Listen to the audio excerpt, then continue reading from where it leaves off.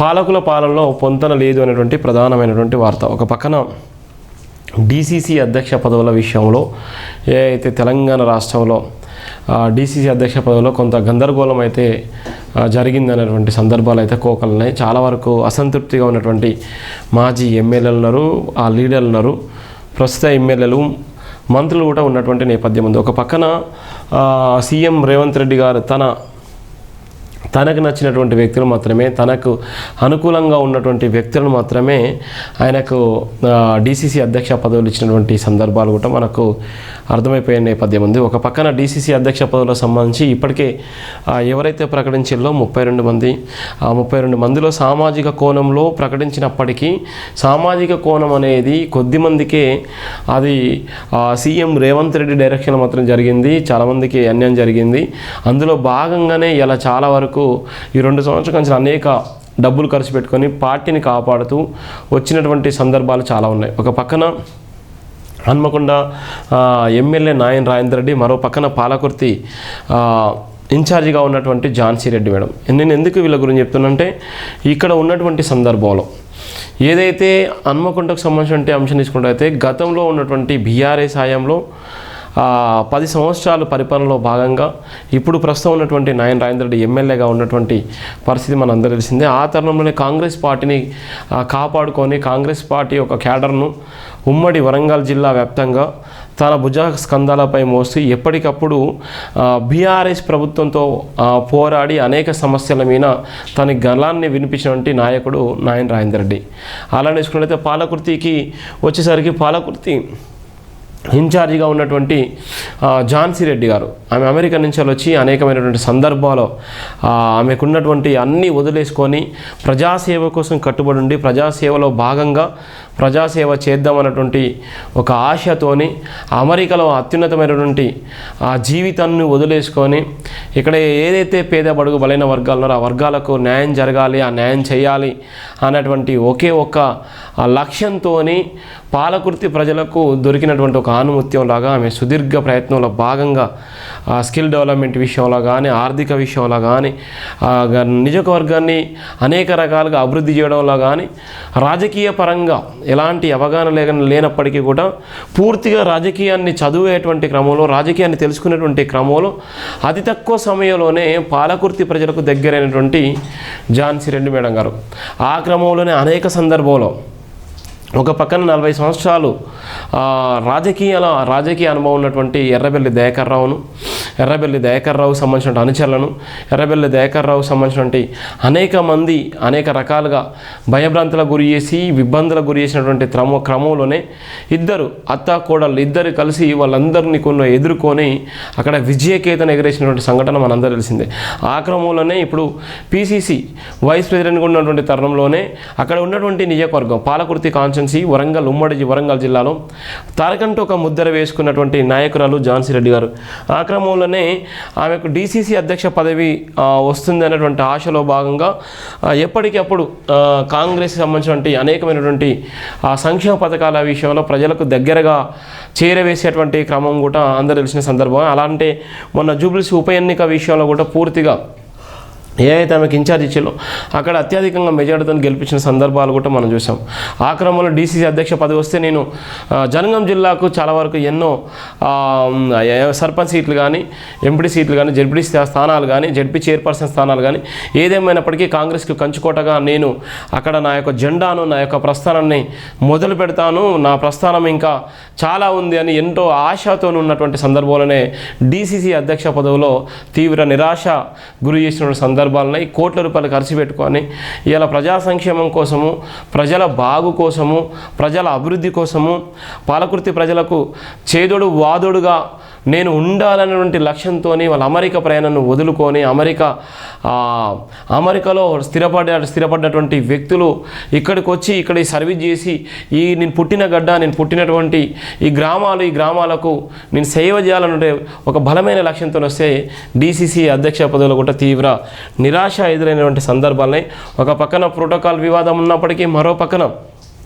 అభివృద్ధి అనేటువంటి పథంలో ముందుకెళ్తున్న తరుణంలో రేవంత్ రెడ్డి చేసినటువంటి ఏదైతే డీసీసీ అధ్యక్ష పదవుల విషయంలో ఏఐసీసీ తీసుకున్న నిర్ణయంలో చాలా వరకు అయితే ఎవరికి ఈయనటువంటి పోస్టులు ఇచ్చిన నేపథ్యం ఉంటుంది. దీనికి సంబంధించి ప్రధానంగా మనం చూసుకున్నట్టయితే ఈ డీసీసీ అధ్యక్ష పదవులకు సంబంధించి ఉమ్మడి వరంగల్ జిల్లాలో ఉన్నటువంటి ప్రధానమైనటువంటి ఎజెండా సామాజిక కోణంలో కానీ ఉన్నటువంటి సామాజిక కోణాలు కానీ ఎక్కడ కూడా వాళ్ళకు సక్సెస్ఫుల్గా రానటువంటి నేపథ్యం ఉంది. ఒక పక్కన ఉమ్మడి జిల్లాలో ఉన్నటువంటి 5 జిల్లాలు, ఈ ఉమ్మడి జిల్లాలకు సంబంధించి ఉమ్మడి వరంగల్ జిల్లా,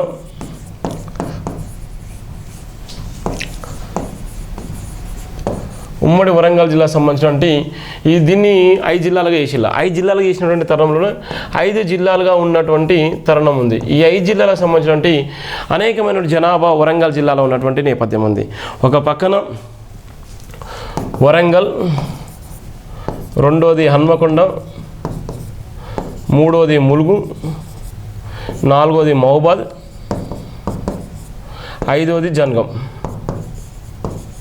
ఈ 5 జిల్లాలకు సంబంధించినటువంటి ప్రధాన అంశం డీసీసీ అధ్యక్ష పదవిలో ఈ 5 జిల్లాలకు సంబంధించిన ప్రధాన అంశాన్ని తీసుకుంటే వరంగల్ సంబంధించి అయూబ్ అనే ముస్లింకి సంబంధించినటువంటి వ్యక్తి అయూబ్ ఖాన్, హన్మకొండకు సంబంధించి మళ్ళా రెడ్డి సామాజిక వర్గం, ములుగు సంబంధించినటువంటి ముండూరు కాపు సామాజిక వర్గం, మహబూబాద్ సంబంధించినటువంటి మళ్ళీ ఎస్టీ సామాజిక వర్గం, మళ్ళీ జనగాం సంబంధించి ఎస్టీ సామాజిక వర్గం. ఇక్కడ ఉన్నటువంటి నేపథ్యంలో వీళ్ళందరూ కూడా ఆశ్చర్యానికి ఎక్కడ కూడా వీళ్ళ పేర్లు గతంలో ఉన్నటువంటి పేర్లు ఎక్కడ కూడా వీళ్ళ పేర్లు ఇక్కడ ఉన్నటువంటి నేపథ్యంలో ఇక్కడ మైనార్టీ సామాజిక వర్గానికి ఇచ్చినటువంటి నేపథ్యం ఉంది. వరంగల్ సంబంధించి హన్మకొండ సంబంధించి మళ్ళీ రెడ్డి సామాజిక వర్గానికి ఇచ్చిన నేపథ్యం ఉంది. ములుకు సంబంధించి పాత అతనే ఆయన డీసీ అధ్యక్షగా ఉన్నాడు. సీతక్కకు నమ్మిన బంటుగా ఉన్నటువంటి వ్యక్తి ఆ ములుగు జిల్లాకు ఆయననే కొనసాగించేటువంటి ప్రయత్నం చేయడం జరిగింది. మళ్ళీ ఒకసారి మహబూబాద్ సంబంధించిన ఎస్టీకి ఇచ్చిళ్ళు, జనగాం సంబంధించి ఎస్టీ సామాజిక వర్గానికి ఇచ్చిళ్ళు. ఇక్కడ ఉన్నటువంటి సామాజిక వర్గాలు జనగాంలో బీసీ సామాజిక వర్గాలు అత్యధికంగా ఉన్నటువంటి నేపథ్యం ఉంది. ఇక్కడ ఉన్నటువంటి జనగాంలో బీసీ సామాజిక వర్గాలు కానీ లేకపోతే బీసీ సామాజిక వర్గాలకు ఇచ్చినట్టయితే బాగుంది, కానీ ఇక్కడ బీసీ సామాజిక వర్గాలకు ఇవ్వలేదు. బీసీ సామాజిక వర్గాలకు విషయంలో తీవ్ర అన్యాయం చేసిళ్ళు జనగాం జిల్లాలో డీసీ అధ్యక్ష పదవిలో. ఒకవేళ నిజంగానే మహబూబాద్లో అంటే మహబూబాద్లో ఎస్టీ సామాజిక వర్గం ఉంది కాబట్టి ఇక్కడ ఇవ్వచ్చు. ఇక్కడ మహబూబాద్లో ఎస్టీ సామాజిక వర్గం ఉంది కాబట్టి అక్కడ ఇచ్చినా ఇబ్బంది ఏం లేదు. ఒకవేళ ములుగులో ఉన్నటువంటి పాత ఆయన ఉన్నాడు. ఇక్కడ కూడా హన్మకొండ సంబంధించి రెడ్డి సామాజిక వర్గమే గత కొన్ని సంవత్సరాల నుంచి రెడ్డి సామాజిక వర్గమే హన్మకొండలో డీసీసీ అధ్యక్ష పదవిలో ఉన్నారు. అక్కడ మళ్ళీ రెడ్డి సామాజిక వర్గానికి ఇచ్చిళ్ళు. ఇప్పుడు ప్రస్తుతం ఉన్నటువంటి నాయన రాజేందర్ రెడ్డి అధ్యక్ష పదవిలో కొనసాగినటువంటి సందర్భాలని హన్మకొండ జిల్లా అధ్యక్షుడిగా సుదీర్ఘకాలం కూడా పనిచేసి అక్కడ ఉన్నటువంటి కంచుకోటగా ఉన్నటువంటి కాంగ్రెస్ ఆయన ఒక ఓటర్ను అక్కడ ఉన్నటువంటి ఓటర్ చైతన్యం కూడా తీసుకున్న నేపథ్యం కూడా అక్కడ ఉన్నటువంటి నాయన రాజేందర్ రెడ్డి గారికి ఇచ్చిళ్ళు. నాయన రాజేందర్ రెడ్డి గారు కూడా జిల్లా అధ్యక్ష పదవిని కూడా వదులుకొని ఆయన వర్కింగ్ ప్రెసిడెంట్ ఏ అయితే కాంగ్రెస్ పార్టీ ఉందో కాంగ్రెస్ పార్టీకి విధేయుడిగా ఉండి కాంగ్రెస్ పార్టీని మోసి అనేకమైన కేసులు కూడా భరించుకొని ఆయన కాంగ్రెస్ వర్కింగ్ ప్రెసిడెంట్ పదవి కోసం కూడా ట్రై చేసిన నేపథ్యం ఉంటుంది. Congress party working president Congress party సంబంధించినటువంటి వర్కింగ్ ప్రెసిడెంట్ కూడా ట్రై చేసినటువంటి నేపథ్యం ఉంది. కానీ ఆఖరికి వచ్చేసరికి ఇవ్వలేని సందర్భాలు కూడా వచ్చినాయి. ఎందుకంటే కాంగ్రెస్ పార్టీలో కష్టపడ్డటువంటి వ్యక్తులు ఎవరైతే ఉంటారో కాంగ్రెస్ పార్టీలో కష్టపడ్డటువంటి వ్యక్తులకు పదవులు రావు అన్నటువంటి నేపథ్యం కూడా మనం చూసినాం. ఇక్కడ ఉన్నటువంటి ఎమ్మెల్యే నాయన రాజేందర్ రెడ్డి హన్మకొండ జిల్లా అధ్యక్ష పదవిని వదులుకున్నటువంటి క్రమంలోనే కాంగ్రెస్ పార్టీ వర్కింగ్ ప్రెసిడెంట్ అనేటువంటి అంశాన్ని కూడా తెరపై తీసుకురావాలని కాంగ్రెస్ వర్కింగ్ ప్రెసిడెంట్ ఇవ్వాలని కూడా ఆయన దరఖాస్తు చేసుకున్న సందర్భాలని ఆయన అప్పటికే అధిష్టానానికి ఏఐసీసీ కూడా చెప్పినటువంటి సందర్భాలు కూడా ఉన్నటువంటి నేపథ్యం ఉంది. ఇక్కడ వచ్చారికి ఒకే ఉంది. ఇక్కడ జనగాంకి వచ్చేసరికి ఇక్కడ ఎస్టీనే ఇచ్చిళ్ళు. ఇక్కడ బీసీ సామాజిక వర్గం లేదా ఇక్కడికి వచ్చేసరికి బీసీ సామాజిక వర్గం నుంచి లేకపోతే ఆఖరికి వచ్చేసరికి ఇక్కడ బీసీ సామాజిక వర్గం నుంచి ఆ బీసీలు ముదిరాజు కానీ యాదవ్స్ కానీ గౌడ్స్ కానీ ఎవరిని చూసినా ఒకటి ఇక్కడ బీసీలకు ఇవ్వలేదు. బీసీలకు ఇచ్చేటువంటి క్రమంలోనే బీసీలకు ఇవ్వలేదు. బీసీలకు ఇచ్చే బదులు ఇక్కడ ఎస్సీ సామాజిక వర్గాలు కూడా ఎక్కువ ఉన్న నేపథ్యం ఉంది. ఎస్సీ సామాజిక వర్గాలు ఒకటి ఇవ్వలేని నేపథ్యం ఉంది. ఇక్కడ ఉన్నటువంటి సందర్భాలు ఈ 5 ఉమ్మడి జిల్లాలో ఎక్కడ కూడా ఎస్సీలు లేరు.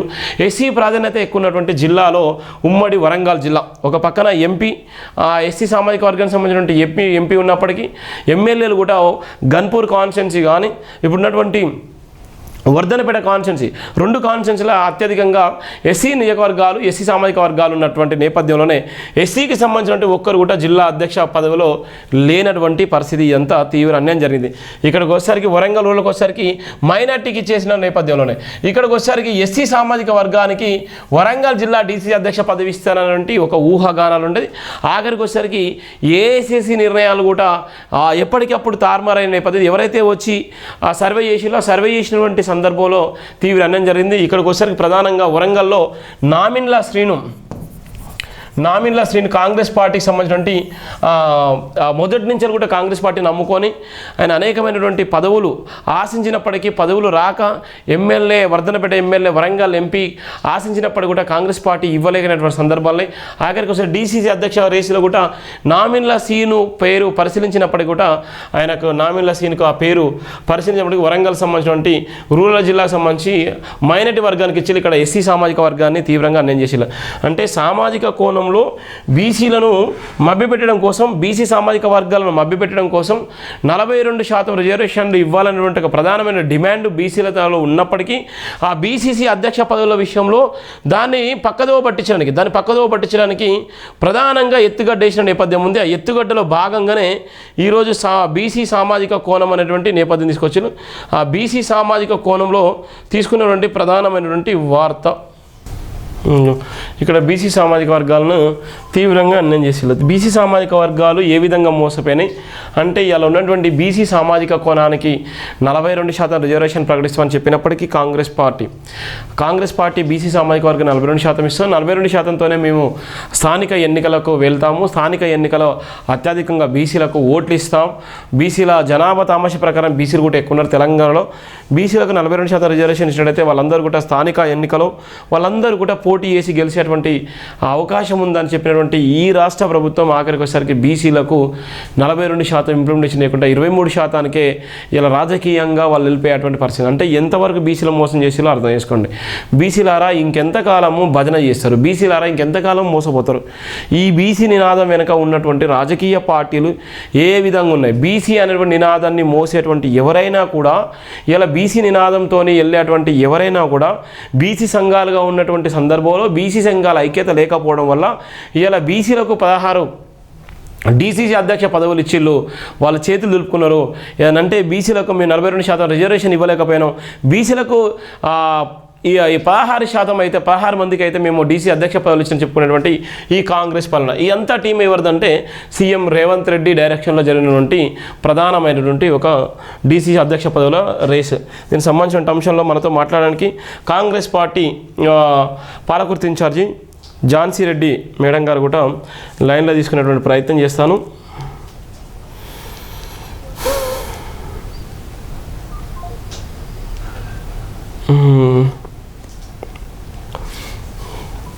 డీసీసీ పదవుల్లో గందరగోళం, అసలు నాయకురాలు ఝాన్సీ రెడ్డికి తీవ్ర అన్యాయం. ఇందిరమ్మ చీరలతో గ్రామంలోనికి వెళ్తున్న కాంగ్రెస్ పార్టీ.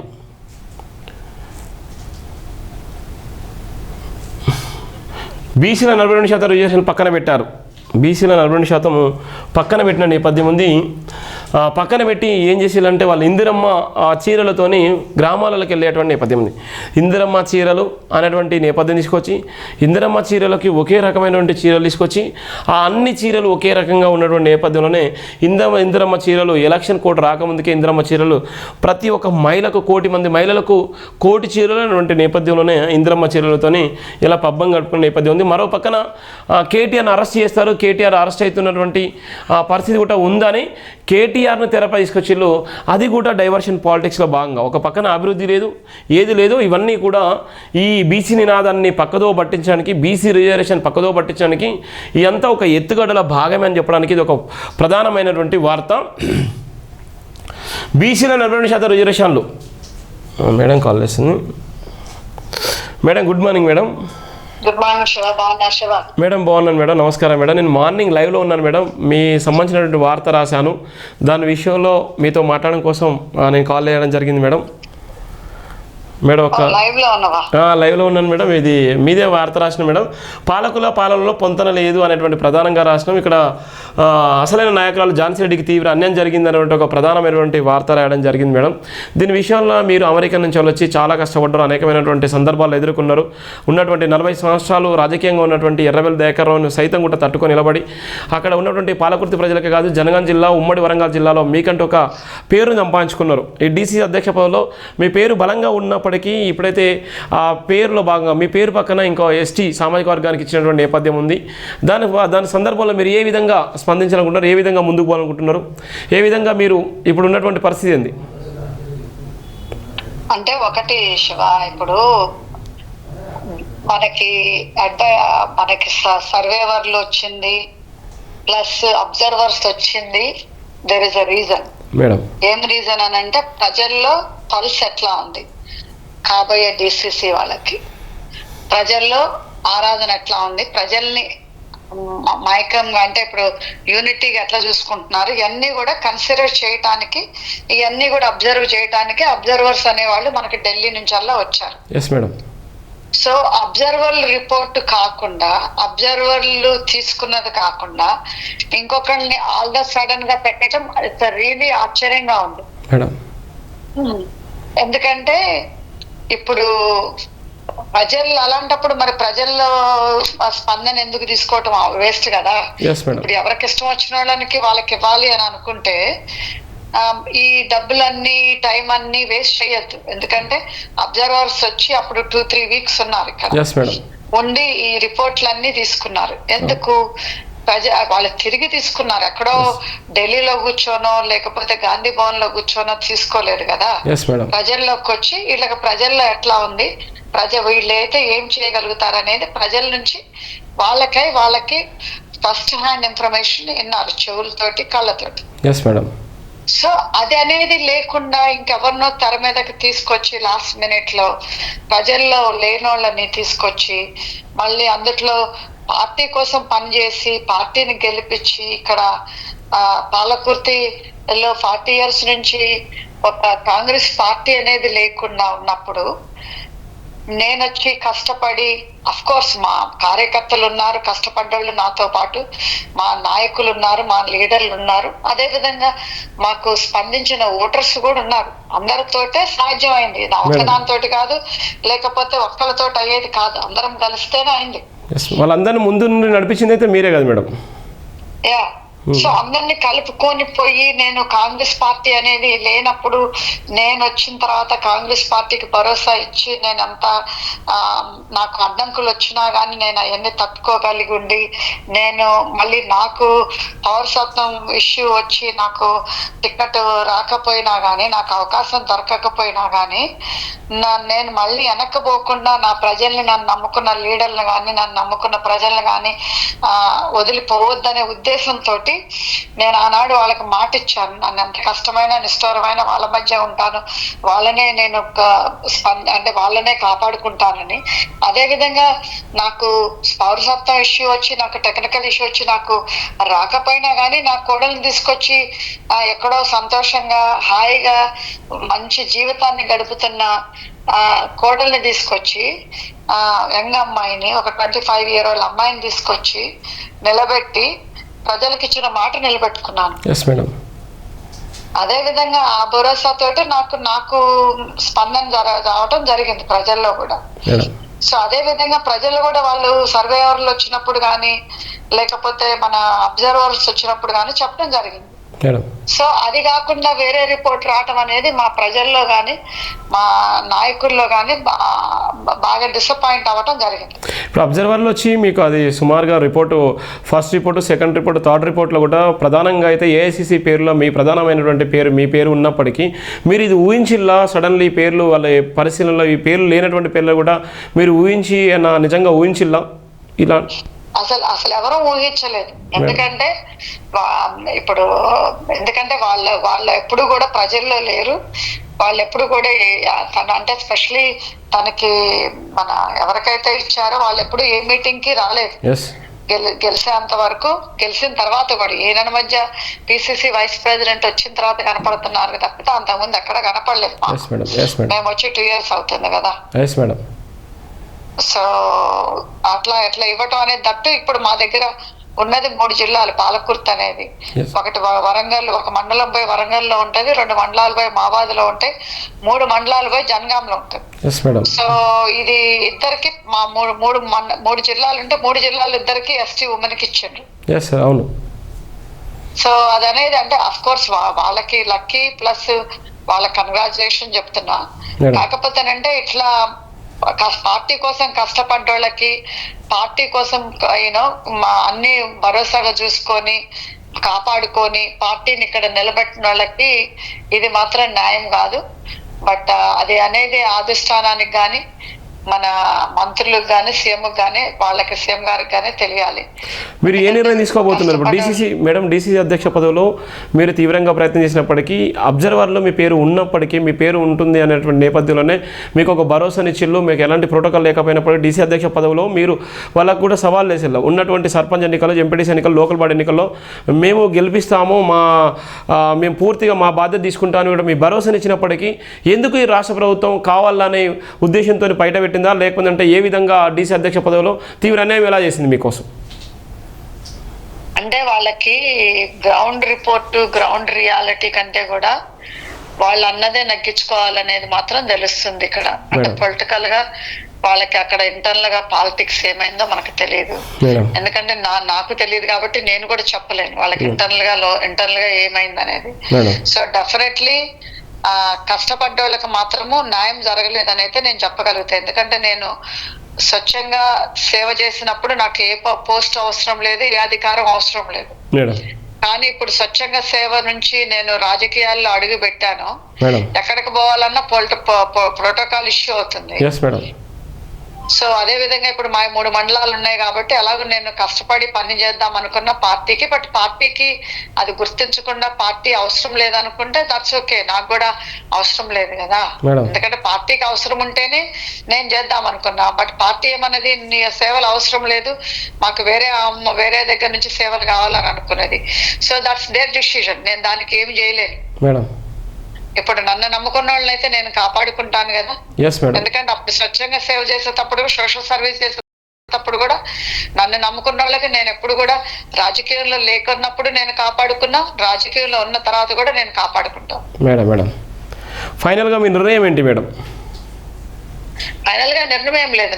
నేను ఎట్లయితే సోషల్ సర్వీస్ చేస్తున్నాను ఇన్నేళ్ల నుంచి, అదే సోషల్ సర్వీస్ నేను కంటిన్యూ చేస్తా.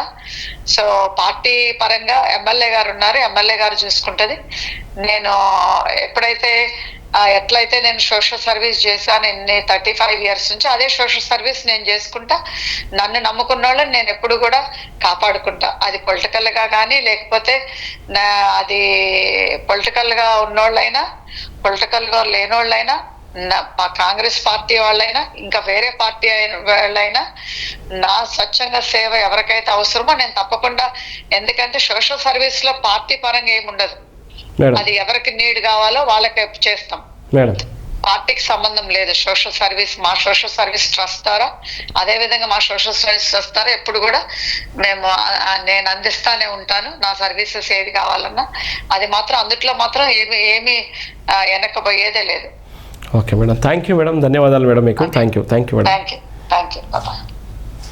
చూశారు కదా, పాలకుర్తి ఇన్ఛార్జి ఝాన్సీ యశస్విని రెడ్డి గారు కూడా మనతో మాట్లాడిన సందర్భాలు ఉంటున్నాయి. ఎందుకోసం అంటే ఇక్కడ ఉన్నటువంటి నేపథ్యంలో తీవ్రంగా ఏదైతే ఏఐసీ సంబంధించినటువంటి అబ్జర్వర్లు చిల్ల వాళ్ళు సుదీర్ఘంగా అందరి నియోజకవర్గాలకు వెళ్ళి అన్ని జిల్లాల ఉన్నటువంటి డాటాను సేకరించి వాళ్ళందరి సమీకరించిన నేపథ్యంలోనే ఏఐసీకి సంబంధించినటువంటి డాటా ఆధారంగా ఎవరికి జిల్లా అధ్యక్ష పదవులు ఇస్తే బాగుంటుంది, ఏ సామాజిక కోణంలో ఇవ్వాలి అనేటువంటిది అయితే ఫైనల్గా ఉన్నటువంటి పరిస్థితి. ఏదైతే జూబ్లీహిల్స్ ఉప ఎన్నిక గెలిచిన తర్వాత తారుమారయ్యేటువంటి నేపథ్యం ఉంది.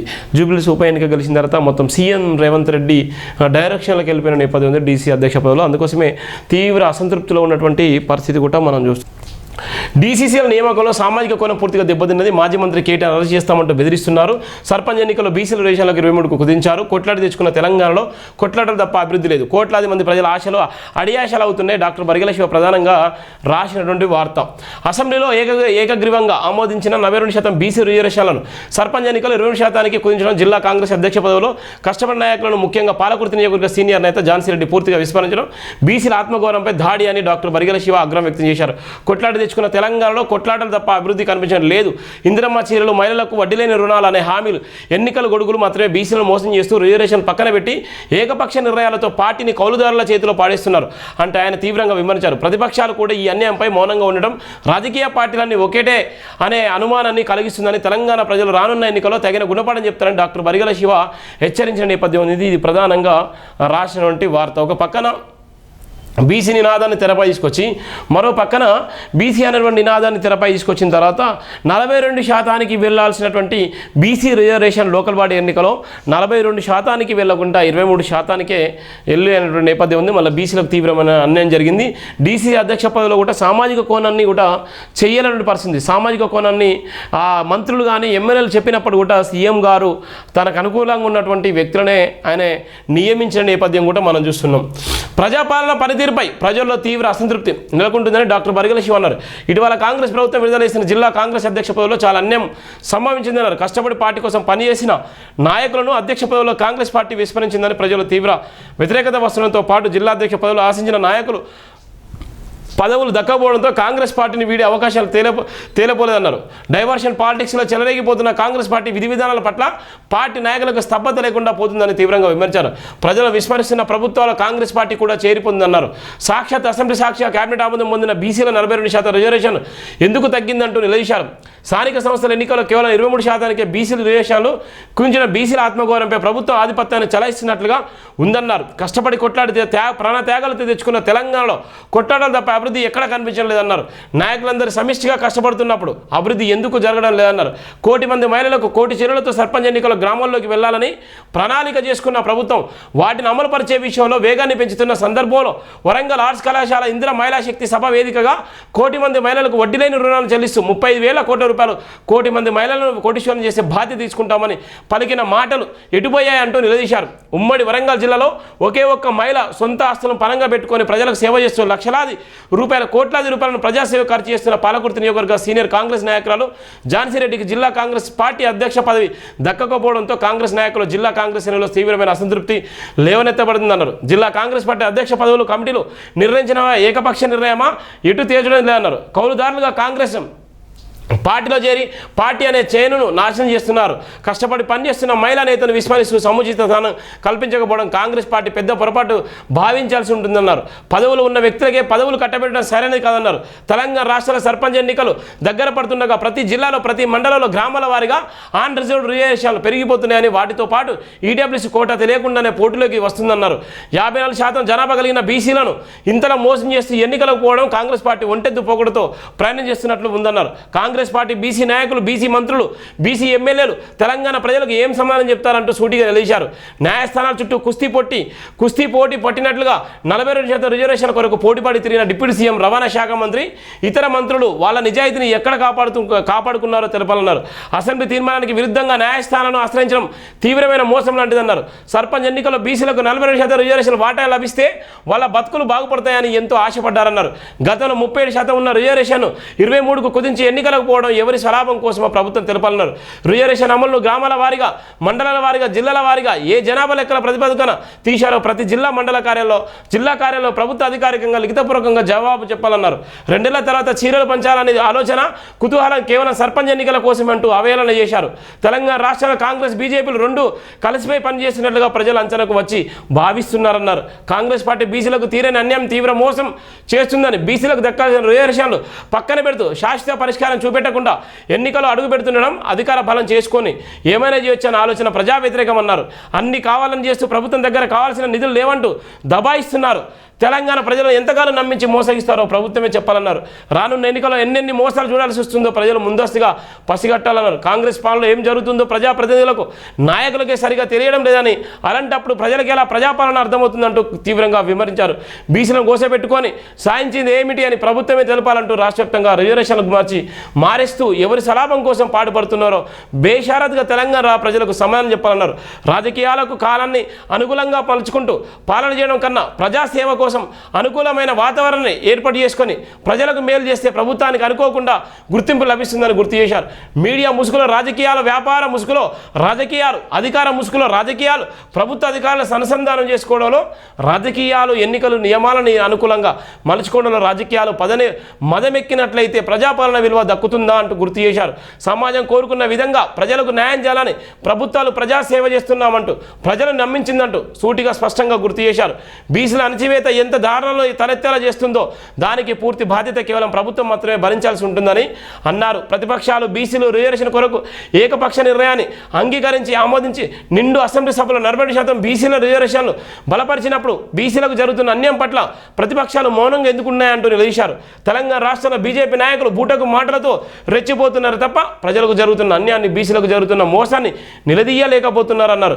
దీన్ని బట్టి చూస్తే పార్టీల పరంగా మాత్రం విభేదాలు నడుస్తున్నాయని, అంత కలిసికట్టుగా ప్రజలను మోసగిస్తున్నట్లుగా రాజకీయ నాయకుల వ్యవహారశైలి కొనసాగుతుందన్నారు. ఈ బీసీలకు తీరని అన్యాయం చేసి ఎంతకాలం ముందుకు సాగుతారో తెలంగాణ ప్రజలు తప్పక గుణపడని చెప్తారని ఆశించాల్సి ఉంటున్న నేపథ్యం ఉంటుంది. ఒక పక్కన పాలకులు పొంతనలేని హామీలు, ఒక పక్కన ప్రజలను మోసం చేస్తూ ఏ అయితే నిండు అసెంబ్లీ సభలో చెప్పినటువంటి బీసీల 42% రిజర్వేషన్లు ఏ అయితే క్యాబినెట్ ఆమోదం తెలిపినప్పటికీ కూడా అవన్నీ కూడా పక్కన పెట్టేసుకొని బీసీలను మరొక్కసారి మోసం చేసిన నేపథ్యం కూడా మనం చూస్తున్నాం.